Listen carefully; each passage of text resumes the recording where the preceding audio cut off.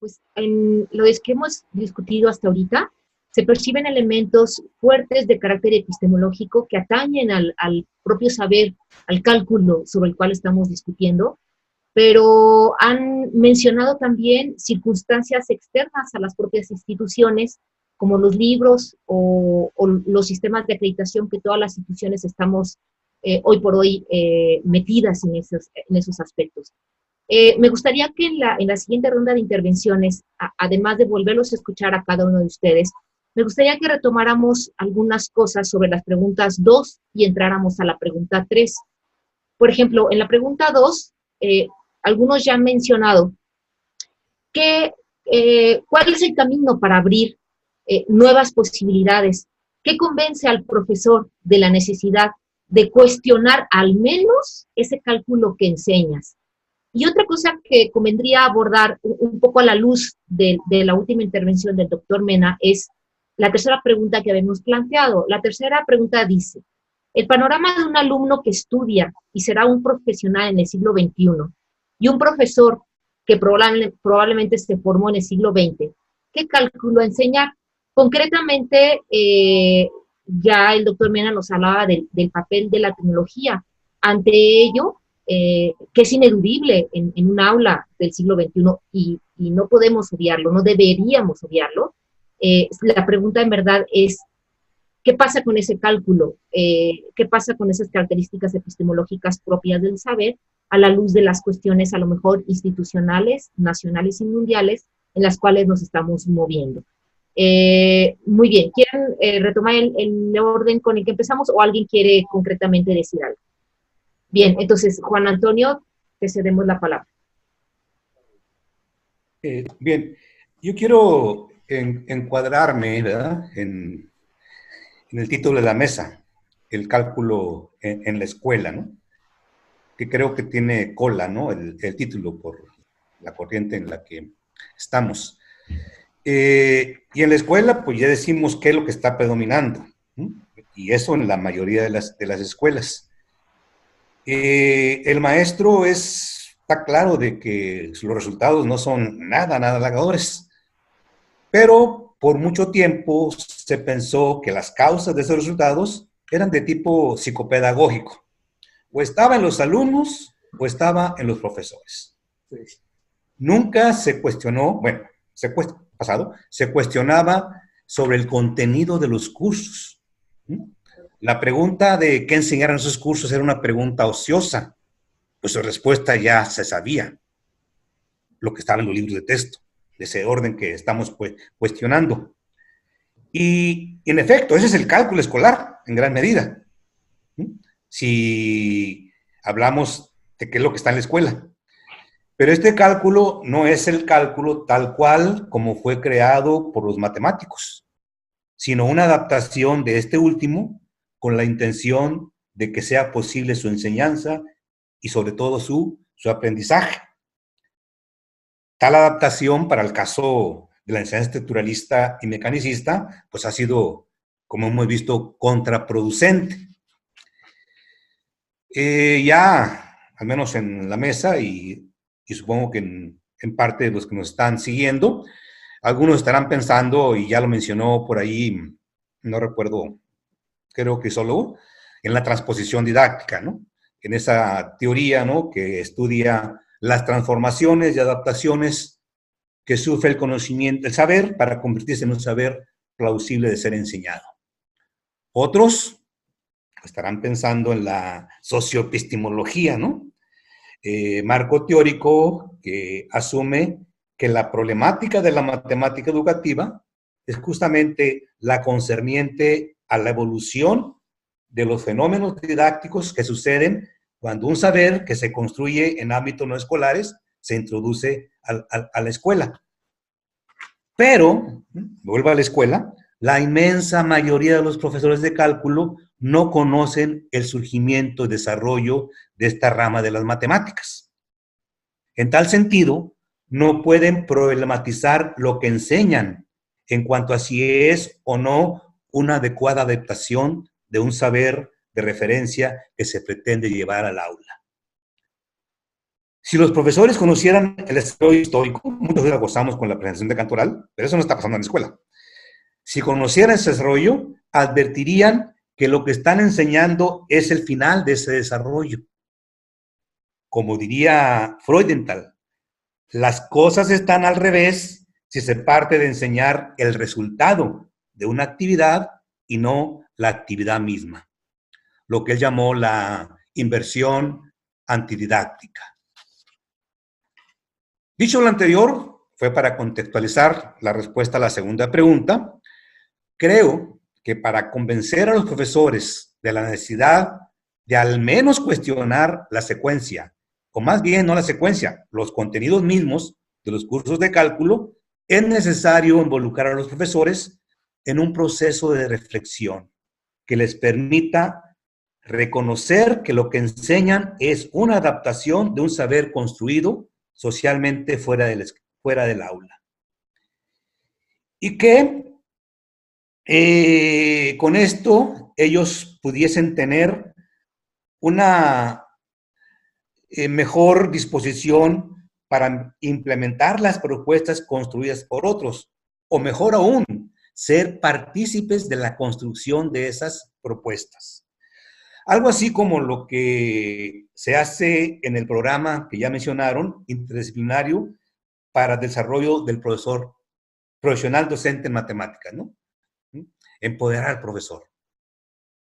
Gracias. Muy bien, gracias. Doctor Agustín, adelante.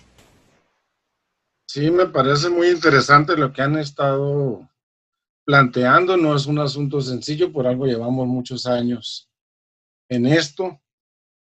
Y creo que no valen las visiones ingenuas de plantear cómo resolver la problemática, pero espero que con los años hayamos ido entendiendo mejor el problema, al menos, de la enseñanza y del aprendizaje del cálculo.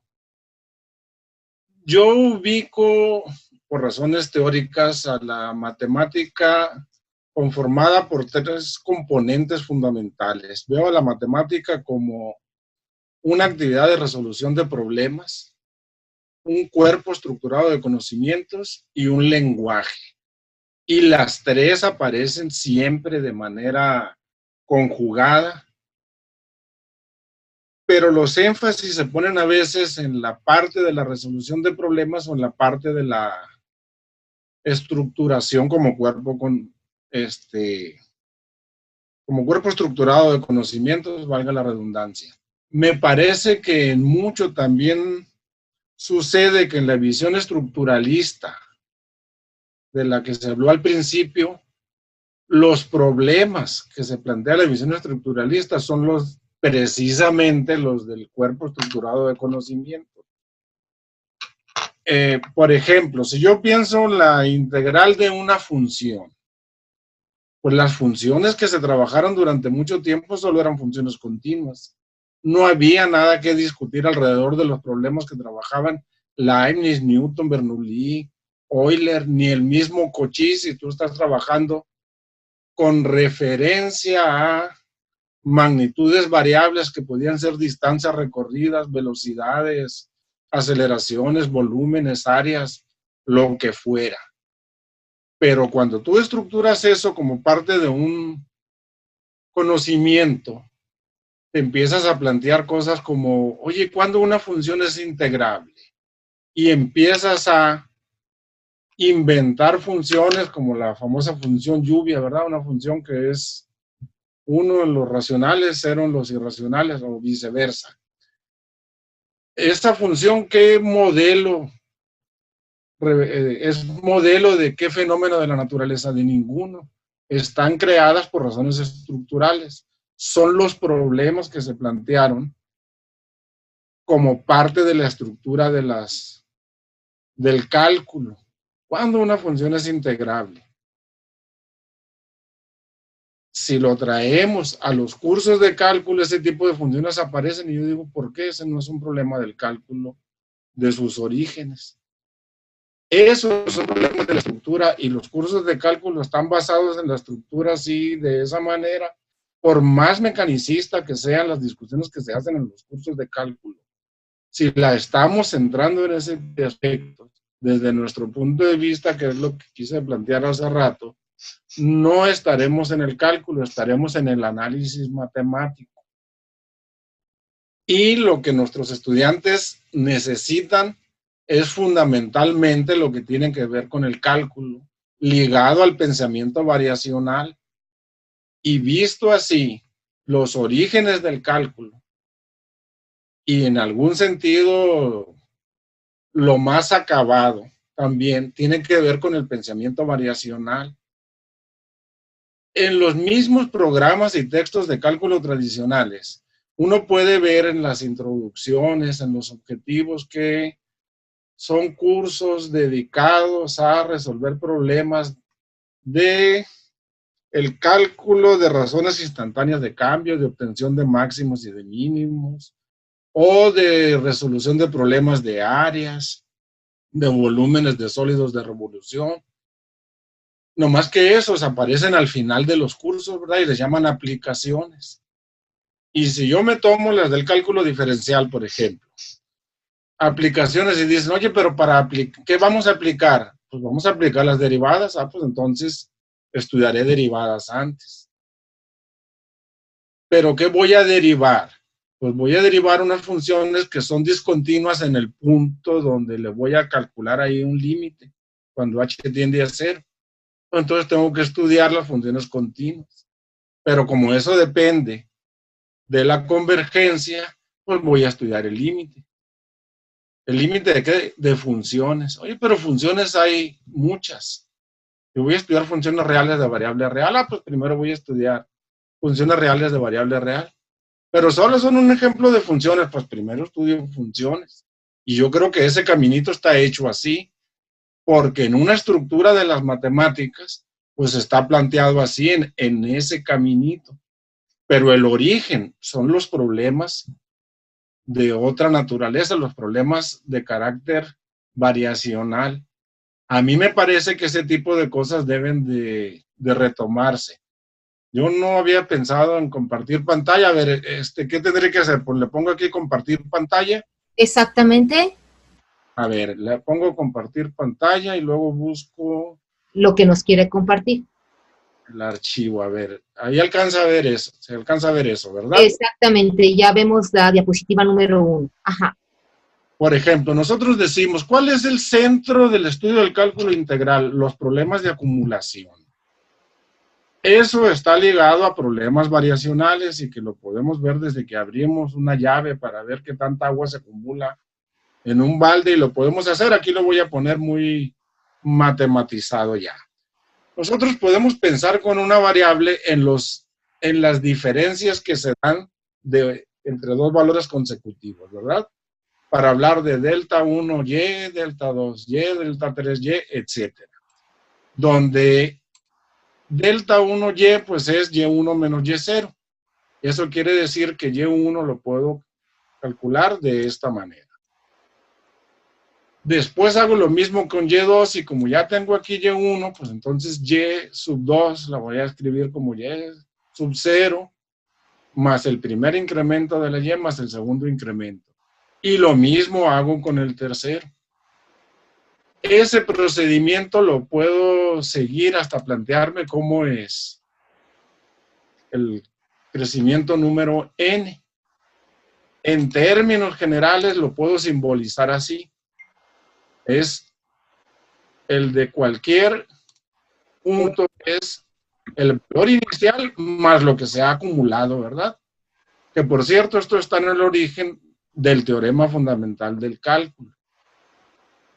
Pero estudiar estas cosas de esta manera, reconociendo que antes que simbólico, el cálculo es de carácter numérico, lleva a replantear los cursos de cálculo, ligándolos más a las variaciones, en este caso, a la acumulación, porque desde nuestro punto de vista, el concepto central de la integral no es el de antiderivada, porque no está ligado en principio a la derivada, ni estuvo hasta los trabajos de Lagrange y de Cauchy. Está ligado al concepto de acumulación. Ese es parte de los planteamientos que pretendemos desarrollar para tratar de diferenciar al cálculo del análisis. Por supuesto que exponerlo aquí a lo mejor nos resulta algo complicado, pero nos planteamos que los tipos de problemas que se resuelven son diferentes, que los conocimientos se estructuran de manera diferente y que los lenguajes que se utilizan son distintos. Entonces, lograr tener una concepción del cálculo en donde las magnitudes variables sean el centro, donde por una parte entendamos qué se hace respecto a la razón instantánea de cambio y por otro lado las de acumulación, y poder organizar los cursos, el de cálculo diferencial y el de integral, alrededor de esas ideas variacionales, nos parece que es fundamental, que es una manera de organizar lo que se necesita en el siglo XXI como se requirió antes de que el aspecto formal característico de la matemática del siglo XX, finales del XIX, se impusiera en los programas de enseñanza a nivel mundial. Entonces, de alguna manera, lo que estamos planteando es retornar a las ideas anteriores, no para reproducirlas tal cual, sino adaptadas, pero planteando que los objetivos del cálculo no son las funciones, no se trabaja con magnitudes adimensionales, no se plantean como único recurso formal el del lenguaje analítico, porque aún en los cursos de cálculo, cuando se manejan hasta para decir los resultados que son del análisis, por ejemplo, el teorema del valor medio, pues cuando lo ilustran poniendo una recta secante y luego mostrando que una recta tangente es paralela a esa de manera forzosa, que es un asunto del análisis matemático, aunque lo estén representando, siempre dicen, esto es una ilustración de algo que solo se demuestra analíticamente, ¿verdad? Porque se considera que la representación analítica es la única válida y las otras se usan pues como que por razones didácticas, para hacer más intuitivas las cosas. Y desde nuestro punto de vista en el cálculo, antes está lo numérico, pero en conjugación con lo algebraico y con lo gráfico. Pero no es dándole estatus de formalidad únicamente a lo analítico. Muy bien. ¿Sí? Sí, no. Gracias, Agustín. Nos dejas de compartir pantalla y cedo la palabra al doctor Caballero. Sí, gracias. Bueno, quisiera abordar esta pregunta sobre, digamos, cómo convencer a los profesores de cuestionar y la secuencia que se describe en la pregunta. Y quisiera abordar quizás 2 o 3 puntos. Ahorita quiero mostrarlos. Lo primero que me gustaría señalar es que quizás algo que se tendría que discutir y reflexionar con los profesores es si el aprendizaje del cálculo realmente inicia con la secuencia función, límite, derivada, porque algo que creo que es conveniente señalar es que asociado a esto, al cálculo, podemos encontrar un pensamiento matemático. Y ese pensamiento matemático es algo que va a estar, digamos, presente desde el desarrollo incluso del niño, y que se va a ir desarrollando a lo largo de su madurez y de su aprendizaje y su paso por la escuela, de su vivencia cotidiana. Quisiera señalar esto con un ejemplo quizás algo general, pero que muestra cómo estas ideas que luego el cálculo retoma para constituirse están en situaciones muy cotidianas. Por ejemplo, si hablamos de una situación de cruzar la calle, principalmente acá en México, quizás en otros países el ejemplo tal vez no funcione, pero si vamos a cruzar la calle, muchas veces tenemos que fijarnos en si viene un auto, y si está viniendo el auto, decidimos si cruzamos o no. Podemos entonces ver cómo en una situación de ese estilo se relacionan muchas variables: la velocidad del auto, la distancia de la calle a la que voy a cruzar, el tiempo que yo creo que va a tardar en llegar el automóvil, y todo eso lo ponemos en funcionamiento. Hacemos una relación de variables, una relación de cómo se están cambiando la velocidad del auto, la velocidad que yo tendría que tener, y todo lo hacemos en un instante para tomar una decisión de cruzar o no. Ejemplos como ese lo que nos muestran es que hay un pensamiento que está desde tempranas edades desarrollándose. El cambio es algo que está presente en la naturaleza y uno lo observa. Vemos cambio de movimiento, vemos cambio en la forma de objetos, vemos cambio en el crecimiento de... Entonces yo creo que más que pensar solamente en la secuencia conceptual, función, límite, derivada, integral, algo que podemos discutir con los profesores es estos elementos que van a promover el desarrollo del pensamiento del joven. Particularmente desde el Programa Interdisciplinario para el Desarrollo Profesional Docente en Matemáticas, donde colaboro como formador y diseñador de cursos, algo que hemos llevado a discusión con los profesores es la necesidad de incorporar los usos del conocimiento a través de las prácticas. Porque a partir de esto, lo que se genera es un espacio dentro del aula que retoma elementos de la vida real del estudiante, situaciones reales que él vive, para desarrollar un pensamiento específico. En este caso, a partir de lo que se ha mencionado ampliamente de la variación de las variables, el estudio de las variables y su variación. Respecto a esto, algo que considero que es necesario para que el profesor cuestione esta secuencia es justamente que reconozca esta forma de pensamiento y que reconozca y que identifique aspectos clave de su desarrollo. Por ejemplo, en Argentina hicimos un programa de unos cursos para profesores en los que veíamos diferentes temáticas. Y si bien no vimos cálculo propiamente, lo que sí vimos fueron situaciones que ponían en juego prácticas específicas que llevaban a un tratamiento variacional de los fenómenos. Siendo este tratamiento variacional lo que permite en un momento posterior fundamentar y sustentar el pensamiento matemático ante situaciones de cálculo ya digamos escolares. ¿En qué sentido? El doctor Cantoral ya mencionaba la idea de comparar cantidades, comparar estados.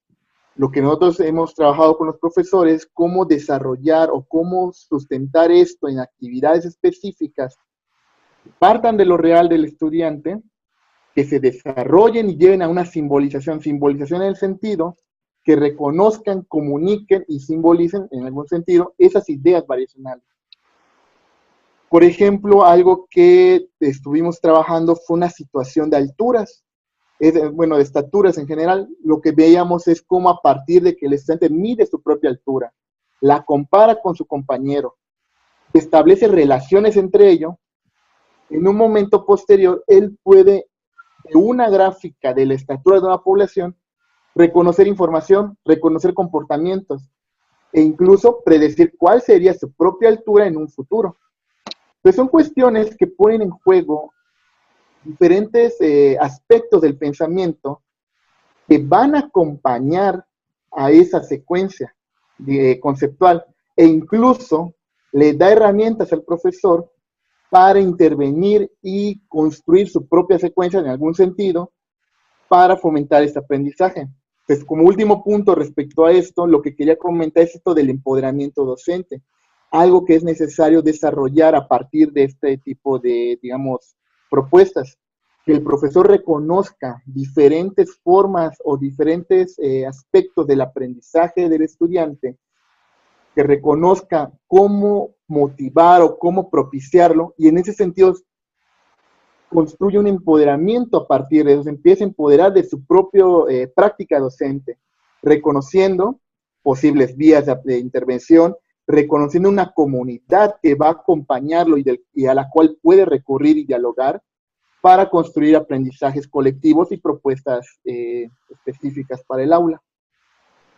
Gracias, doctor Mario. Entonces, en estas respuestas, concretamente hacia la 2, la 3, redondeando, estos procesos que ustedes proponen de reflexión hacia el docente, donde se manejen, se propongan procesos, problemas y procesos de variación y cambio, prácticas tengan, que tradicionalmente están, pero a lo mejor no de manera intencional en el aula, como la graficación, como la comparación, como la predicción, parece que están atendiendo a estas problemáticas del cálculo en la escuela. Entonces, seguimos comentando con los colegas que nos faltan hacia esta pregunta de cómo convencer al profesor de la necesidad de al menos cuestionar el cálculo que enseñas.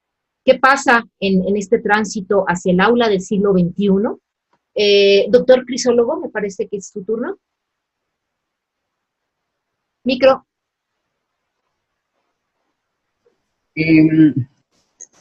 Primero, yo creo que en Latinoamérica y en México padecemos de un problema que me parece generalizado. Lo digo desde mi experiencia como profesor.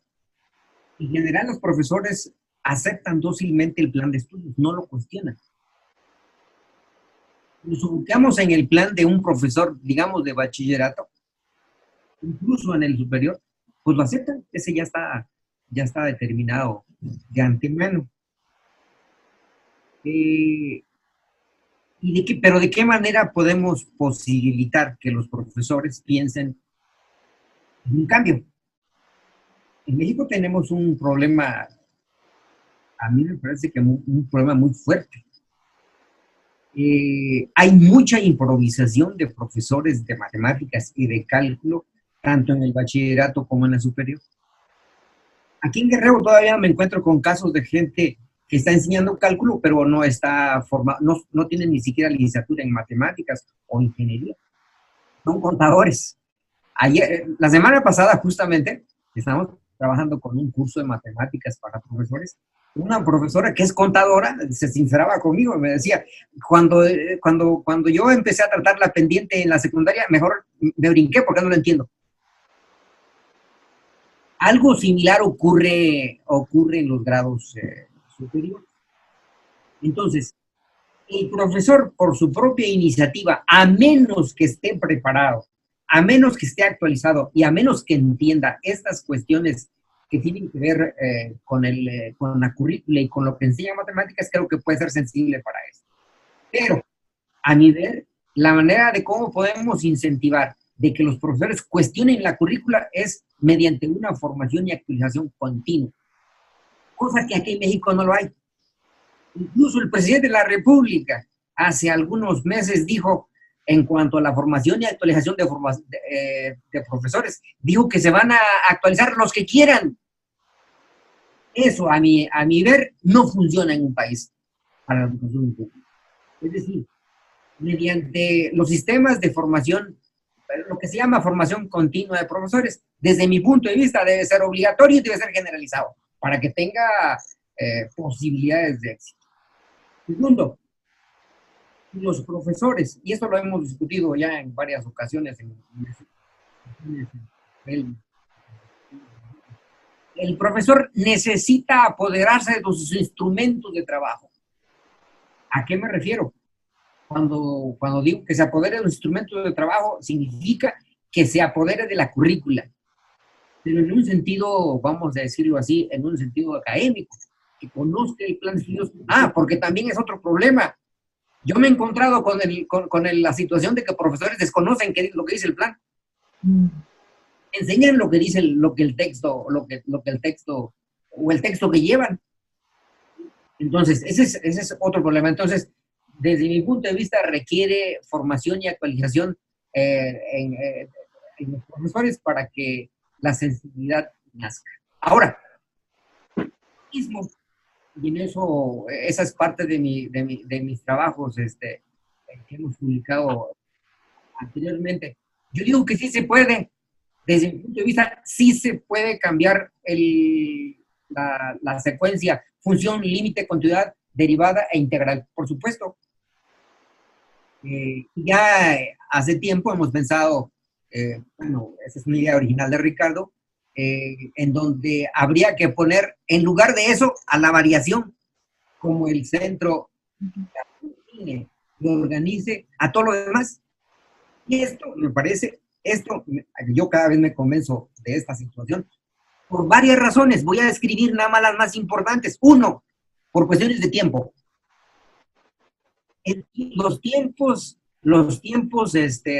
Los horarios de clase, los tiempos de la escuela no dan para tanto. Por tanto, se requiere optimizar el tiempo. Entonces, esto que proponemos en el sentido de poner la variación en el centro, optimizaría. Segundo, esta es una cuestión también que tiene que ver con qué cosa es lo importante, qué cosa es lo fundamental en el cálculo. Y en eso habría que pensar para poder definir si esa secuencia función, límite, continuidad, derivada y integral puede cuestionarse. La otra cuestión que me parece fundamental tiene que ver con las posibilidades que los estudiantes tienen para acceder a ese conocimiento. El cálculo de por sí es complicado, es complejo. Entonces, ¿qué requerimos enseñar en el bachillerato? Yo sigo pensando que en el bachillerato, con algunas cuestiones de operatividad que se necesitan y algunas cuestiones en lo conceptual, basta. En la universidad, creo que allí habría que profundizar y ampliar, sobre todo en las aplicaciones y sobre todo en el rigor, si es que se van a formar como matemáticos. Y una cuestión última, por razones, voy a decirlo así, de síntesis del proceso didáctico de la enseñanza del cálculo. Creo que en ese sentido podemos pensar en cuestionar este asunto de la enseñanza. Muy bien, gracias, doctor Crisólogo. Doctor Cantoral, adelante. Sí, Gaby, muchas gracias. Creo que una cosa sí es clara.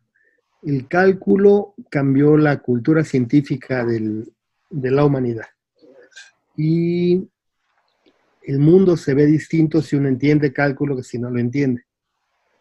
Las dinámicas predictivas, los procesos de cambio, el tratamiento del infinito, será mucho más difícil de manejar sin el cálculo. Por lo tanto, el cálculo es una pieza muy importante en la formación del ciudadano actual y el futuro.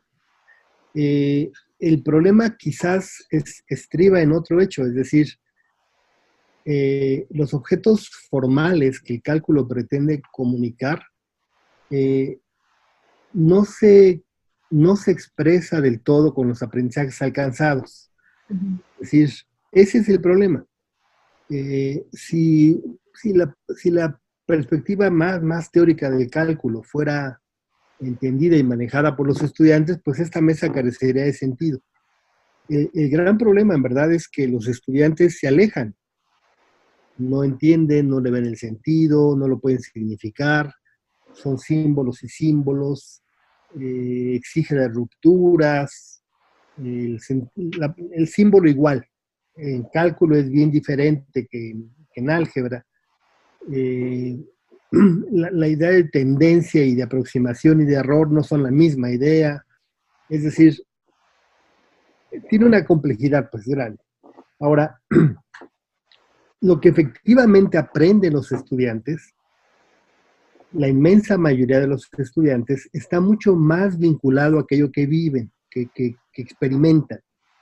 Y por lo tanto, tenemos el respaldo histórico, epistemológico, de que la secuencia que ustedes marcan, función, límite, continuidad, derivada integral, no fue la única que se usó para desarrollar el cálculo. Por lo tanto, es posible otra. El límite llega al cálculo cuando el cálculo ya se había hecho. Pues, ¿cómo lo hicieron? Bueno, pues con diferenciales, con magnitudes infinitamente pequeños, con cambio instantáneo, pequeña variación. Lo que sí es claro es que no importa si es con un modelo o con otro, sí es claro que exige el cálculo de una forma de pensamiento distinto que el que la escuela predomina. O sea, el pensamiento deductivo y el pensamiento inductivo no bastan para entender cálculo. Hace falta un pensamiento abductivo.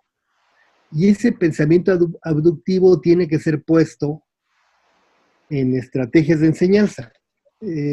¿Cómo lo hemos hecho nosotros desde el PIT-PDM? Pues con una estrategia que permite, para que un profesor modifique cierta forma de enseñar, tiene primero que vivirlo en cuerpo propio. Es decir, tiene que darse cuenta solo, así sea el colega contador que escribió Crisólogo, tiene que darse cuenta por sí mismo de que puede entender el significado de la pendiente de la que él habló si él o ella vive una experiencia que empiece por lo factual, lo que le es cercano. Es claro que aún en la contabilidad hay procesos de cambio que pueden ser interesantes si tienen patrones de regularidad.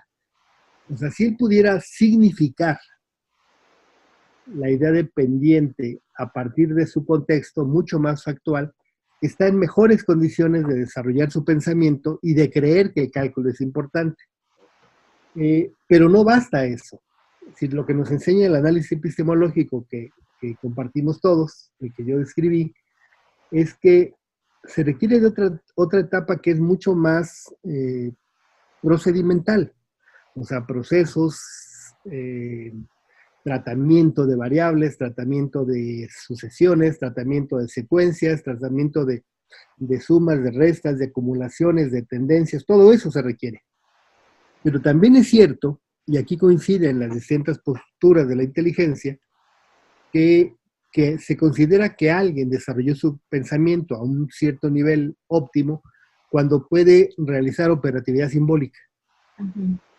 O sea, y no el álgebra del cálculo, sino me refiero a operatividad simbólica en el sentido, voy a dar un ejemplo. Una función es continua. Sí, cuando x está muy cerca de a, f de x está muy cerca de f de a. Voy a decir eso de otra manera. Si hay una pequeña variación del valor de x alrededor de la a, tengo una pequeña variación alrededor de f de a de la f de x. Bueno, no usé epsilon ni delta. Por lo tanto, no usé límite. Y ya tengo una idea de lo que después se va a simbolizar y yo voy a operar simbólicamente. O sea, estamos hablando de cálculo, no de cualquier tema. Entonces, en esa lógica, creo yo que es importante pensar en el desarrollo del pensamiento matemático que atraviesa el pensamiento variacional, el pensamiento del cálculo. Ahora, ¿qué pasaría si alguien dijera? No, yo sí voy a seguir la ruta función, límite, continuidad, derivada integral. Está bien. O sea, a priori no está mal. Lo que tendríamos que tener garantía es que esa secuencia quede bajo el control de quien aprende, o sea, que sí esté entendiendo los conceptos. Pero si no los tiene, tenemos la obligación ética como educadores de buscar estrategias para que lo entienda. Y ahí yo creo que las metodologías inclusivas son mucho mejores que las exclusivas. O sea, una metodología de la inclusión, pues utiliza el siguiente hecho. El joven debe desarrollar su pensamiento a ciertos ritmos. Ahora, otro tema es el que ya Jaime mencionaba de políticas de desarrollo institucional, como cómo certificas un programa, qué tipo de bibliografía pones, o bien lo que nosotros hicimos ahora en Argentina, que fue trabajar con pues, todas las provincias del país. Yo diría, pues casi con la inmensa mayoría de profesores de educación básica.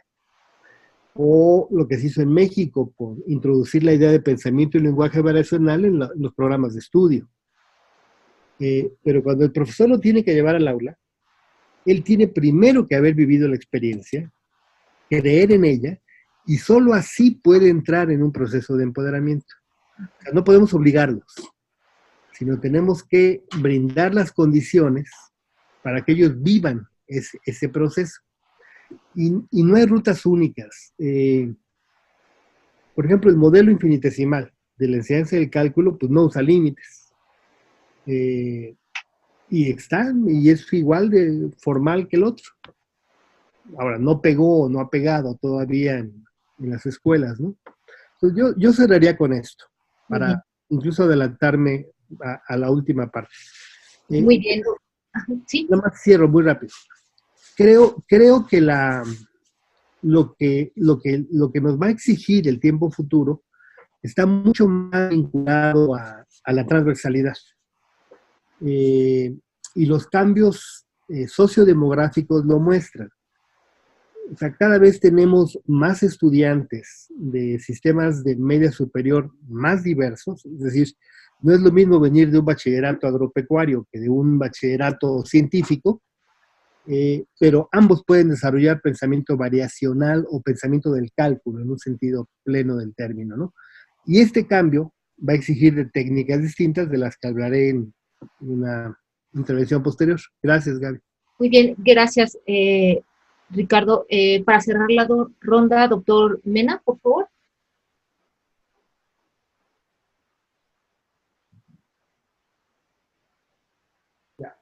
Bueno, gracias. Bueno, es interesante este diálogo porque uno le hace chispa en la cabeza tanto pensamiento, tanta idea que es coincidente o realista. ¿Ah? Bueno, Agustín me hizo recordar mucho mi pasado de profesor, cuando me inicié como profesor y caí a libros de ingeniería, porque yo quería formar a ingeniero y era formado matemático, pero yo había sido formado como matemático de la matemática moderna. De tal forma que yo salí magíster en matemática, pero no tenía idea cómo calcular un integral doble, para que dimensionemos lo que era la matemática que me tocó vivir. Por lo tanto, caí en los delta X. Me recuerdo perfectamente los delta X cuando yo leía esos libros de ingeniería, o eran de matemática realmente, no eran de ingeniería, en que el delta X mágicamente se transformaba en dx. Y yo les decía, ¿cómo enseñar esto si aquí hay un paso mágico que nadie entiende? Bueno, eso es una cosa del concepto de si uno empieza a ver que un profesor de matemática que le hicieron cuestión, con lo que dice Ricardo, sobre lo que ha pasado en la historia, ¿no es cierto? De cuando pasamos de la variación al límite, y bueno, yo le digo el continuo, digamos, cuando tenemos ese problema del continuo, y que vienen esas funciones que 1 y 0, que es un problema del continuo, ¿no es cierto? Que se aborda en matemática y se hace cuestión a un profesor que se le forma matemáticamente, de repente tiene que enseñar un cálculo que sea pertinente para los alumnos que va a conectar, que van a estar en ingeniería o en otra área. Ahí me hace mucha cuestión de la reflexión. O sea, porque es distinto ser formado como matemático o como lo que sea, y la otra es asumir el rol de profesor. Y ese rol de profesor no se asume, no se enseña en unas pocas clases, sino que es un rol permanente, por eso que me parece muy atingente. Me parece que fue Juan Antonio que dijo lo de la reflexión como primera cosa, o el empoderamiento, lo han dicho varios, pero ese es un tema central, o sea, y también estoy muy de acuerdo con eso que tiene que ser permanente, que dijo Brizola. Es una cosa que no hemos logrado, y es la única forma de revertir el proceso de las gradaciones y de todo eso, porque si yo solo estoy en un sistema y no hay un grupo que está reflexionando, es muy difícil que se cambie el sistema. ¿Y qué es lo que va a hacer?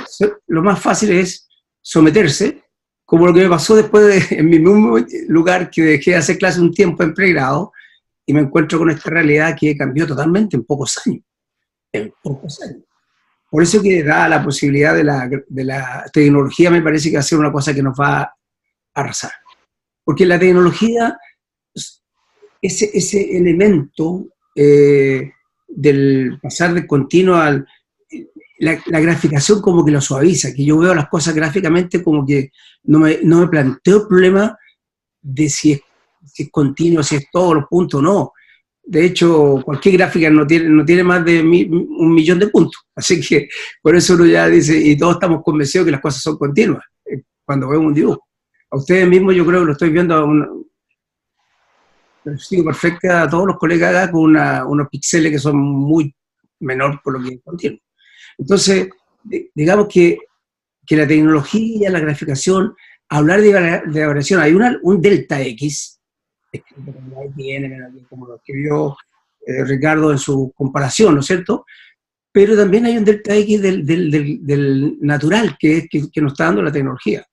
Entonces, es un desafío, pero la única forma, como se ha dicho aquí, estoy contestando la pregunta, ¿cuál es el camino para abrir dicha posibilidad? O sea, una brecha. Es justamente el uso de la tecnología y la reflexión, cómo usarla esa, cómo conectarla con nuestro quehacer diario, y es asumir una responsabilidad de profesional, de la docencia, de enseñar a tales, uno tendría que preocuparse de que esos son los problemas que podríamos tener. Así como cuando uno enseña para formar matemáticos se reduce a la lógica matemática, también uno debe decir que es otra gente, no estoy enseñando matemáticos. Pero el problema está que los formados tienen un pasado que pelea con la subformación y la necesidad que viene, pero los libros y los que tienen que usar son una mezcla perversa de dos mundos negativos. Entonces la reflexión me parece que es muy, muy buena como elemento gravitante, o como dicen ustedes, porque para mí la reflexión es empoderarse, o sea, hacerse cargo del asunto. Entonces, yo creo que esa es la solución que podría abrir el camino para hacer toda esta dinámica que está siendo nefasta.